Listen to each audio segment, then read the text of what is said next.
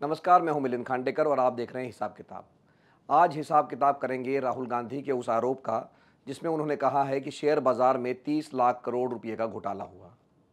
तो ये घोटाला हुआ या नहीं हुआ, इसकी चर्चा से पहले मैं एक बात कहना चाहता हूं कि बाजार को जो पता होता है वो हमें नहीं पता होता है। ऐसा मैं क्यों कह रहा हूं? मैंने 12 मई को एक वीडियो बनाया था जिसमें यह कहा था कि शेयर बाजार नर्वस है। शेयर बाजार को लगता है कि बीजेपी की 300 से कम सीटें आ सकती है और यही बात चुनाव नतीजों के बाद सही साबित हुई। बीजेपी के 300 से नहीं, 272 से भी कम आ गई और बीजेपी अपने दम पर बहुमत नहीं जुटा पाई। और जब मैंने ये 12 मई को ये वीडियो बनाया था, तब हफ्ते भर में जो बाज़ार का मार्केट कैप था या निवेशकों की जो कुल उनके शेयरों की कीमत थी वो 10 लाख करोड़ रुपये से नीचे आ गई थी। तो कहने का आशय ये है कि बाज़ार को हमसे ज़्यादा पता होता है या उसके पास ज़्यादा जानकारी होती है। अब हम आते हैं आज के विषय पर। तो विषय ये है कि राहुल गांधी ने ऐसा आरोप लगाया है कि शेयर बाज़ार में 30 लाख करोड़ रुपए का घोटाला हुआ। उनके जो आरोप है उसके 3 आधार हैं। एक तो उनका ये कहना है कि 31 मई को यानी शुक्रवार को चुनाव से पहले विदेशी निवेशकों ने जमकर खरीदारी की। करीब 58% जो शेयर थे वो उन्होंने खरीदे थे बाज़ार में।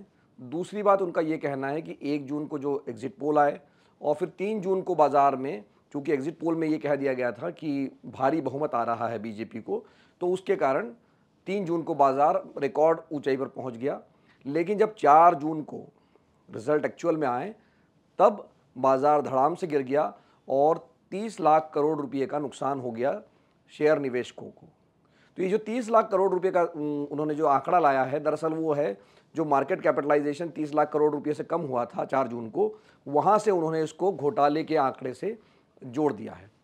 एक और बात उन्होंने ये कही थी जो मैंने 12 मई का जिक्र किया कि जब हमने ये कहा था कि बाज़ार नर्वस है, तो राहुल गांधी ने ये कहा कि प्रधानमंत्री, गृह मंत्री अमित शाह और वित्त मंत्री, इन सबों ने ऐसे बयान दिए कि 4 जून को बाद 4 जून या 4 जून के बाद में मार्केट जो है रिकॉर्ड तेज़ी में आएगा, तो आप शेयर खरीदना शुरू कर सकते हैं।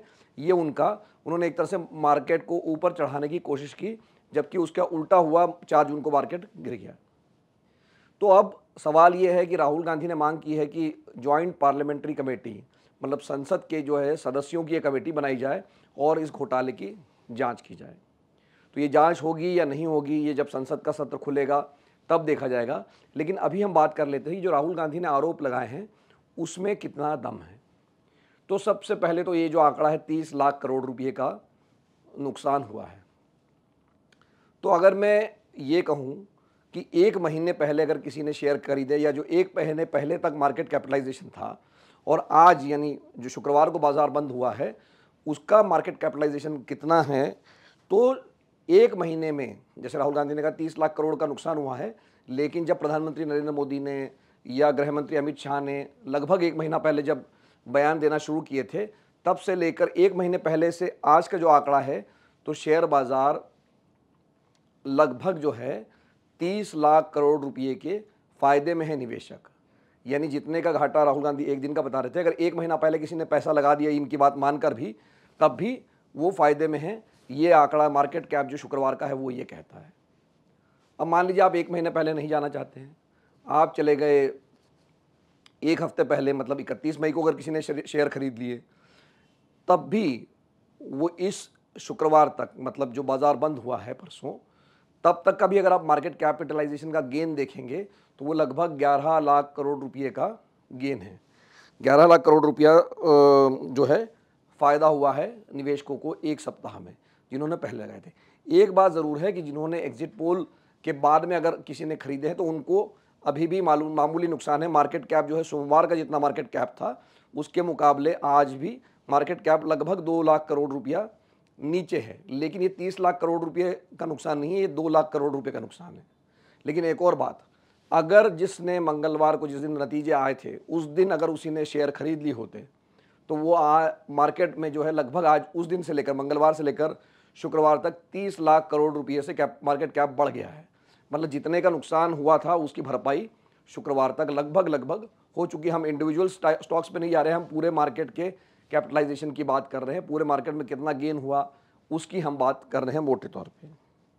तो कुल मिला के बाज़ार तो वैसे भी रिस्क का खेल है, आपको घाटा भी हो सकता है। जो कहा जाता है ना कि शेयर बाज़ार में निवेश या म्यूचुअल फंड में निवेश जो है वो जोखिम भरा है, तो ये जोखिम भरा निवेश जो है कभी आपको बड़े रिटर्न देगा, कभी आपको घाटे में भी ला सकता है।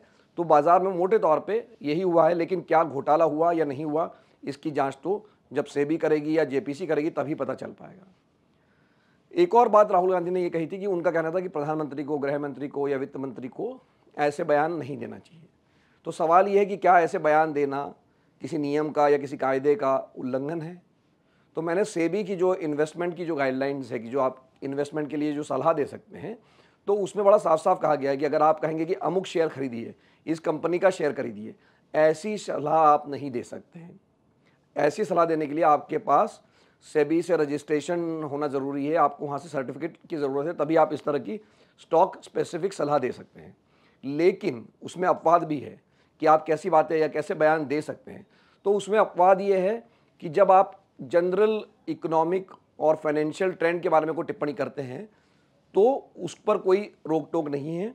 और इन नेताओं के जो बयान हैं वो लगभग इसी श्रेणी में जाते हुए दिख रहे हैं, जिसमें कि वो जनरल कमेंट था, उसमें कोई स्टॉक स्पेसिफिक नहीं कि ये शेयर खरीद लीजिए या उसको खरीद लीजिए।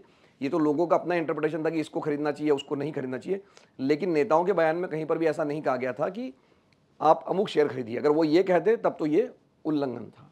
अब कानून का उल्लंघन नहीं हुआ है, लेकिन जिसको अंग्रेजी में कहते हैं कि प्रोबेबिलिटी का जो है, जो कि एक नैतिकता का तकाजा है, या क्या नेताओं को ऐसा बयान देना चाहिए, ये ज़रूर विषय है जिस पर सवाल उठते हैं कि क्या नेताओं को बाज़ार के बारे में इस तरह के बढ़ने या घटने के बयान देना चाहिए। ये एक विषय है, लेकिन इसमें कोई कानून का उल्लंघन नहीं है। लेकिन सब कुछ कानून नहीं होता है। जो कहा ना मैंने कि जो एक आपके आचरण के ऊपर सवाल उठता है कि ऐसा आचरण बड़े लोगों को करना चाहिए या नहीं करना चाहिए। इस पर कानूनी कोई बाध्यता नहीं है, लेकिन ये सिर्फ नैतिकता का सवाल है। सबसे आखिर में ये कि अब बाज़ार में क्या होगा। तो विपक्ष चूँकि जोश में है, तो ये हो सकता है कि जब संसद का सत्र लगेगा उस समय जेपीसी की मांग जो है विपक्ष उठाना शुरू कर दे, और इसी मांग को लेकर जो है वो सदन की कार्रवाई ठप भी कर सकता है। लेकिन अब वो 1 महीने बाद या जब भी 15-20 दिन बाद संसद जब खुलेगा तब बाज़ार कहाँ होगा, उस पर भी बहुत सारी चीज़ें निर्भर करती है। क्योंकि जैसे मैंने कहा कि 30 लाख करोड़ रुपए का जो नुकसान की बात हुई थी वो सिर्फ एक दिन का नुकसान था, और अगर उस दिन जिसने शेयर खरीद लिए, जिस दिन नुकसान हुआ था, तो वो आज फ़ायदे में है। आज की तारीख में उसको 30 लाख करोड़ रुपये का फ़ायदा दिख रहा है। तो कुल मिला के ये जो राजनीति ज़रूर होती रहेगी, शेयर बाज़ार अपनी चाल चलता रहेगा। लेकिन सबसे आखिर में मुझे एक ही बात कहनी है, मैं बार बार हर वीडियो में कहता हूँ कि शेयर बाज़ार ये कोई शॉर्ट टर्म गेम नहीं है। आप लॉन्ग टर्म निवेश कीजिए और लॉन्ग टर्म में आपको रिटर्न मिलेगा। लेकिन अगर रोज़ रोज़ आप हर दिन घाटे और फ़ायदे में लगेंगे तो शायद आपको ज़्यादा नुकसान हो सकता है या ज़्यादा फ़ायदा भी नहीं होगा। सबसे आखिर में एक वैधानिक चेतावनी कि ये जो मैंने वीडियो बनाया है ये स्टॉक मार्केट की सलाह देने के लिए नहीं बनाया है, ये सिर्फ जानकारी देने के लिए बनाया है।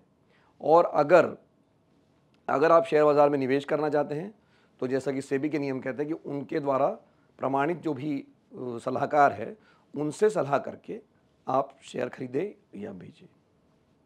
तो आज के लिए हिसाब किताब में इतना ही। आपका बहुत बहुत धन्यवाद। नमस्कार।